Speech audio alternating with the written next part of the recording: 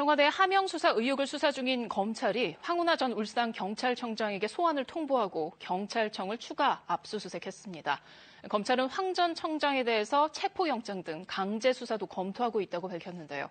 서울중앙지검 나가 있는 취재기자 연결해서 자세히 알아보겠습니다.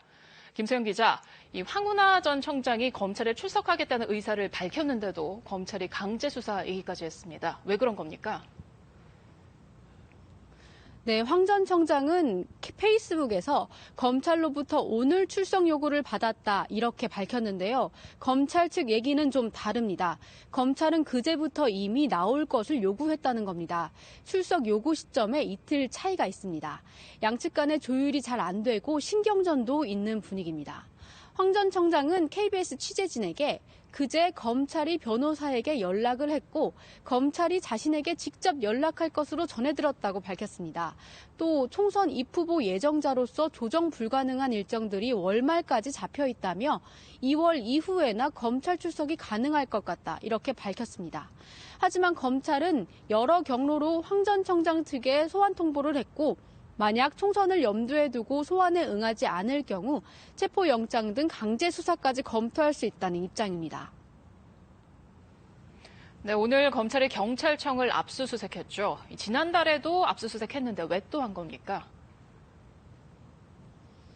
네, 청와대 하명 수사 의혹과 관련해서 이번이 두 번째 경찰청 압수수색인데요. 압수수색 장소는 전자문서 수발신 업무를 담당하는 정보화 담당관실로 오늘 오전 11시쯤부터 약 4시간 동안 압수수색이 진행됐습니다.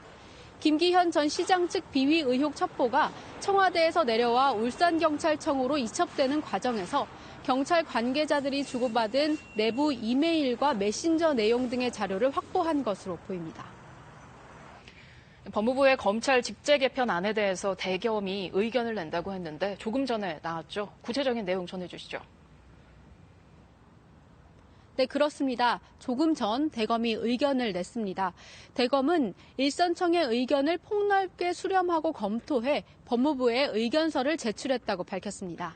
그러면서 형사부, 공판부 강화 방향에 공감하고 전문성을 요하는 전담부서의 경우엔 존치가 필요하다는 점을 의견서에 담았다고 밝혔습니다.